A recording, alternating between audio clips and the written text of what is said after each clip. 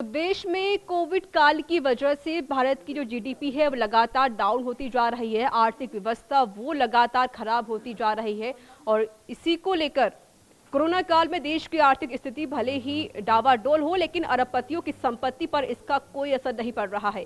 दरअसल अमेरिकी magazine Forbes के मुताबिक देश की टॉप 4 अरबपतियों की संपत्ति में जबरदस्त इजाफा हुआ है। तो वहीं पर लिस्ट में रिलायंस इंडस्ट्री के चेयरमैन मुकेश अंबानी एक बार फिर से टॉप पर बने हुए हैं। उनकी संपत्ति 88.7 अरब डॉलर है। यह लगातार 13वां साल है जब मुकेश अंबानी शीर्ष पर बरकरार है। मुकेश अंबानी के बाद दूसरे नंबर पर गौतम अडानी है। उनकी संपत्ति 25.2 अरब डॉलर है। तीसरे नंबर पर है आईटी कंपनी HCL के शिव नाडार का नाम शामिल है। उनकी संपत्ति 20.4 अरब डॉलर है। और चौथे नंबर पर डी मार्ट के मालिक राधा किशन दमानी हैं। दमानी की संपत्ति 15.4 अरब डॉलर है। और पांचवें नंबर में हिंदुजा ब्रदर्स का नाम भी शामिल है और उनकी संपत्ति 12.8 अरब डॉलर है।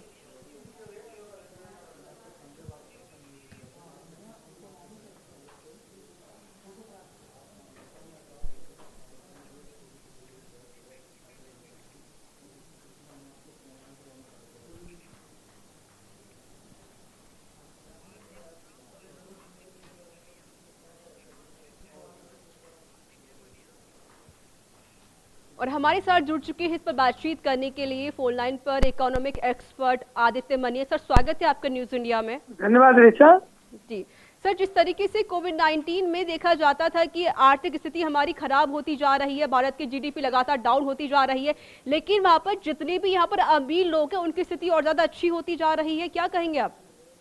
देखिए, जब दुनिया में कोविड-19 जब 23 मार्च को जब हिंदुस्तान में लॉकडाउन शुरू हुआ तो हमको ऐसा लगा कि ऐसा नहीं हो कि हमारी इकोनॉमी एकदम क्रैश हो जाए। उसी हमने देखा कि बाजार बहुत तेजी से टूटे थे। लेकिन जब दुनिया के जब बड़े निवेशक होते हैं वो लोग इस समय वो उनकी नजर जो है इन्वेस्टमेंट पर रहती है। तो भारत में उन्होंने देखा कि 1.30 करोड़ लोग जो हैं, माने 130 करोड़ लोगों के लिए आने वाले समय में कहाँ अपॉर्चुनिटी होगी। तो ये पाया गया कि जब न्यू वर्ल्ड बनेगा, न्यू इंडिया बनेगा, तो उसमें इंटरनेट आधारित जो कंपनियां हैं, रिटेल आधारित जो फर्म है वो चलेंगी।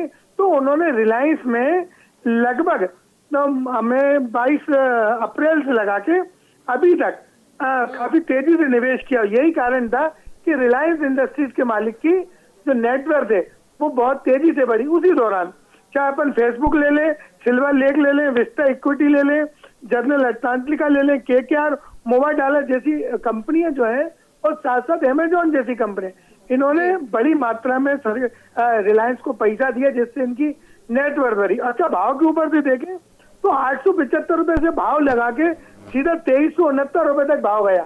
तो जो भाव रिलायंस इंडस्ट्रीज का बढ़ा उससे उनकी नेटवर्थ बहुत बढ़ गई और जो बाहर से पैसा मिला उससे उनके कर्ज क्लियर हो गए। यही कारण था कि हिंदुस्तान के बड़े अरबपतियों में उनका नाम फोर्ब्स की बुक्स में दिया गया। और आने वाले समय में हम देख रहे हैं कि इंटरनेट, रिटेल बिजनेस और जियो मार्ट ये सब इतनी तेजी से आगे बढ़ेंगे। आम आदमी अब बाहर नहीं निकल के सभी ऑनलाइन चीजें बुक कर रहा है। तो ये कंपनी बहुत अच्छा काम कर रही है और 5G और 6G की सर्विसेज में इनका नाम आगे चल रहा है।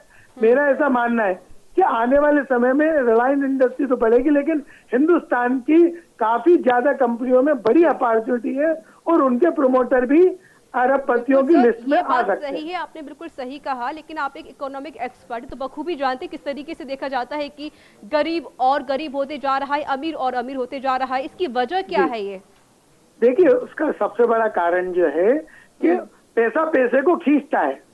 दरअसल जब जो गरीब आदमी की जिसकी परिभाषा हम करें, वो जितना पैसा कमाता है वो शाम को पूरा उतना खर्चा कर देता है। वो लिकर में भी खर्चा कर देता है और दूसरी चीजों में उसके पास सेविंग का परसेंटेज बहुत कम है। दूसरी बात जो है, जो अमीर है उनकी नेटवर्थ इसलिए बढ़ती जाती है कि वो पैसे को दबा के रखते हैं। उनके पास खर्चे के नाम पर उनकी कंपनी का संचालन है।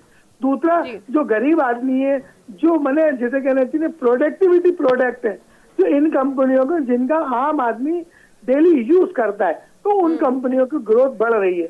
अगर हिंदुस्तान का गरीब आदमी सेविंग करने लगे, मैं समझता हूँ हिंदुस्तान की इकोनॉमी बहुत तेजी से शूट अप होगी।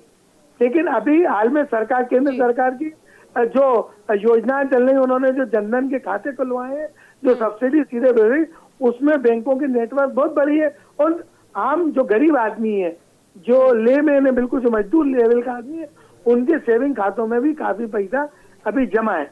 तो हम ऐसा देख रहे हैं कि आने वाले 5 से 6 सालों में गरीबों की संख्या हिंदुस्तान में लगातार कम होगी। सरकार उनके रहन सहन से लगा के, उनके कारोबार से लगा के, उनको मजदूरी देने से लगा के, सरकार की कई योजनाएं, वर्ल्ड बैंक भी सहायता दे रहा है, दुनिया की बड़े देश भी सहायता दे रहे हैं। सवाल कम शब्दों में बताइएगा, जिस तरीके से जीडीपी लगातार गिरती जा रही है भारत की और कोविड-19 का ग्राफ लगातार बढ़ता जा रहा है, तो इसमें अर्थव्यवस्था में कैसे हमारी जो भारत की अर्थव्यवस्था है वो कैसे सुधार हो सकता है उसमें? देखिए, सुधार होने के लिए हम देख रहे हैं कि ये वाली जो करंट तिमाही है, क्वार्टर 3 में मार्केट में लोगों ने कोविड के साथ जीना सीख लिया है।